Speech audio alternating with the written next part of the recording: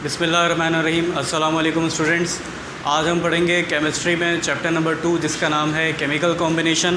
Chemical combination में सबसे पहला लॉ है लॉ ऑफ कंजर्वेशन ऑफ मास।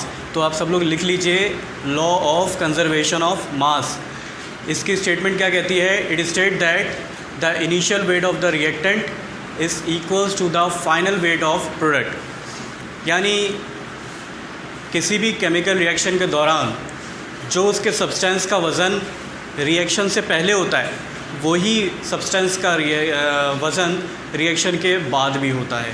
अब इसमें हम क्या मिसाल दे सकते हैं, क्या एग्जांपल दे सकते हैं? फॉर एग्ज़ाम्पल, आपने दो तरह के सब्सटेंसेस लिए, उनको मिक्स किया, उनको मिक्स करने के बाद जब उसका रिएक्शन हो गया, रिएक्शन की मीनिंग क्या है? जब दो सब्सटेंस या दो से ज़्यादा सब्सटेंस आपस में मिल जाते हैं, मिक्स हो जाते हैं, तो वो आपस में रिएक्शन बनाते हैं, रिएक्शन करते हैं।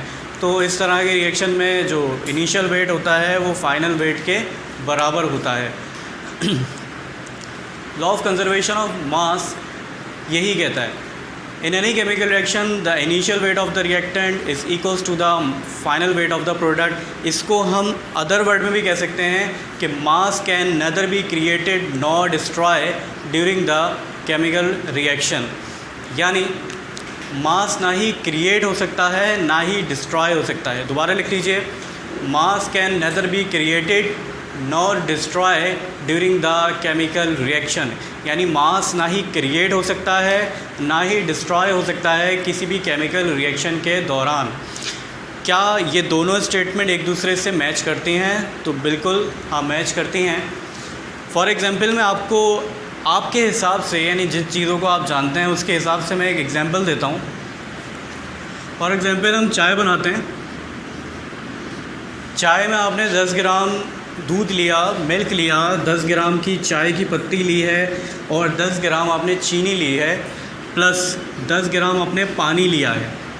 इन चारों सब्सटेंसेस को जब आपने रिएक्ट करवाया, मिलाया, तो टोटल कितना बना है हमारे पास? 40 ग्राम्स। अब ये 40 ग्राम्स जो है वो मेरे पास टोटल वेट है बिफोर द रिएक्शन। तो जब मैं रिएक्शन दे लूँगा, जब इन चीज़ों को, चारों चीज़ों को मिला लूँगा, उसके बाद जब मैं इसका दोबारा वज़न करूँगा तो कितना आएगा? 40। यानी कि बिफोर द रिएक्शन भी 40 था और आफ्टर द रिएक्शन भी 40 है। तो 40 इज़ इक्वल्स टू 40। अब रिएक्शन से पहले और रिएक्शन के बाद 40 का होना ये सेकंड स्टेटमेंट को डिफ़ाइन करता है। कैसे? मैंने कहा था मास can nether create nor destroy during the chemical reaction. यानी मास कभी भी क्रिएट नहीं हो सकता। आप सोचो कि रिएक्शन के बाद वो मास क्रिएट होने के बाद 40 के बजाय 41 हो जाए, 42 हो जाए या इससे ज़्यादा बढ़ जाए, तो ऐसा पॉसिबल नहीं है। इसी तरह से डिस्ट्रॉय भी नहीं हो सकता। आप सोचो कि 40 है तो एक शायद 39 हो जाए या 38 हो जाए, तो ये भी पॉसिबल नहीं है। इसलिए mass can neither created not destroy during the chemical reaction और in any chemical reaction the initial weight of the reactant is equals to the final weight of product. Second हम पढ़ते हैं लॉ ऑफ कांस्टेंट कंपोजिशन। हमारे पास 4 तरह के chemicals law हैं। पहले का नाम है लॉ ऑफ कंजर्वेशन ऑफ मास, जो भी हम पढ़ चुके हैं। लॉ ऑफ कांस्टेंट कंपोजिशन, जो भी हम पढ़ने वाले हैं।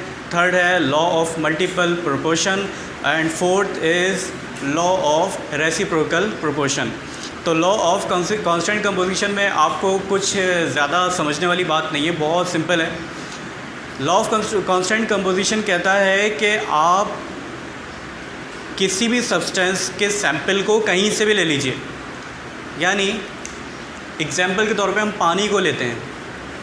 आप पानी को चाहे रेन से ले लें, बारिश से ले लें, कुएं से ले लें, झील से ले लें, दरिया से ले लें, समंदर से ले लें या कहीं से भी ले लें, आपको पानी का रेशो जितना मिलता है उतना ही मिलेगा। फॉर एग्ज़ाम्पल, पानी का फार्मूला है H2O। पानी का फार्मूला है H2O। हाइड्रोजन का एटॉमिक मास कितना है?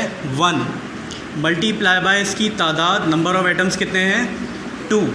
तो multiply by 2 in brackets plus oxygen का एटॉमिक मास 16 मल्टीप्लाई बाय इसकी तादाद मेंशन नहीं है, मतलब 1 कंसीडर की जाएगी। तो 16 multiply by 1 is equals to 16, 16 plus 2 is equals to 18। अब यहाँ पर तो ये बात क्लियर हो गई है कि इसका ग्राम फार्मूला मास 18 होता है। लेकिन अब हम बात करते हैं H2O के रेशो की। H2O रेशो बाय ऑक्सीजन, तो अगर मैं इसका रेशो निकालता हूँ तो 2:1, इसका रेशो आ रहा है मेरे पास 2:1। मतलब क्या हुआ कि चाहे मैं पानी को कहीं से भी लूँ, रेशो हमेशा उसका सेम आएगा रेशो। ये बताने की कोशिश की है लॉ ऑफ कांस्टेंट कंपोजिशन में। आपको करना क्या है पेपर के लिए आपको इसकी सिर्फ स्टेटमेंट याद करनी है और इसकी एग्जांपल याद करनी है। आप जब अपनी बुक में देखेंगे, board of secondary education Karachi की जो बुक है केमिस्ट्री के क्लास 9 की, उसमें आप जो स्टेटमेंट देखेंगे लॉ ऑफ कंजर्वेशन ऑफ मास या लॉ ऑफ कांस्टेंट कंपोजिशन या लॉ ऑफ मल्टीपल प्रोपोर्शन या फिर लॉ ऑफ रेसिप्रोकल प्रोपोर्शन, आपको खाली स्टेटमेंट को याद करना है और इसकी एक एग्जांपल को याद करना है, तो आपका आसानी से सवाल हो जाएगा। इसी तरह से हम नेक्स्ट लॉ पे जाते हैं जिसका नाम है law of reciprocal proportion. Law of reciprocal proportion में हमें ये कहना चाहता है कि जब एक एलिमेंट दूसरे एलिमेंट के साथ रिएक्ट करता है और फिर वो तीसरे एलिमेंट के साथ भी रिएक्ट करता है, फॉर एग्ज़ाम्पल एक ही एलिमेंट अगर 2 एलिमेंट के साथ रिएक्ट करता है अलग अलग, तो उसके जो रेशोज़ होंगे वो हमेशा सेम आएंगे।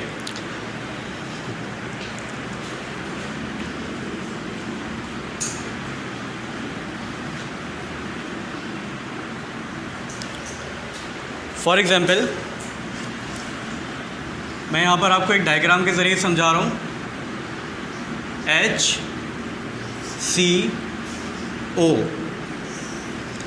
हाइड्रोजन एक एलिमेंट है, कार्बन एक एलिमेंट है, ऑक्सीजन एक एलिमेंट है। तो अगर मैं एग्जांपल भी आपको समझा दूंगा, आपको ऑटोमेटिकली स्टेटमेंट भी समझ आ जाएगी और इसकी जो डिस्क्रिप्शन है वो भी आपको समझ में आ जाएगी, एक्सप्लेनेशन। अगर मैं हाइड्रोजन को रिएक्ट करवाता हूँ कार्बन के साथ, तो मेरे पास एक जनरली जो एक कंपाउंड बनता है वो बनता है CH4। CH4 किसका फार्मूला है? मीथेन गैस का। मीथेन गैस मेरे पास बनकर आ रही है। H को अगर मैं ऑक्सीजन के साथ कराता हूँ तो मेरे पास H2O यानी पानी का फार्मूला आता है। थर्ड, कार्बन को अगर मैं ऑक्सीजन के साथ रिएक्ट करवाता हूँ तो कार्बन डाइऑक्साइड भी आ सकता है और कार्बन मोनोऑक्साइड भी आ सकता है। आप जिसको भी लेना चाहें, मैंने यहाँ कार्बन डाइऑक्साइड को ले लिया है। अब हम जाते हैं इनके एटॉमिक मासेस की तरफ। कार्बन का एटॉमिक मास 12 है, 12 रेशो।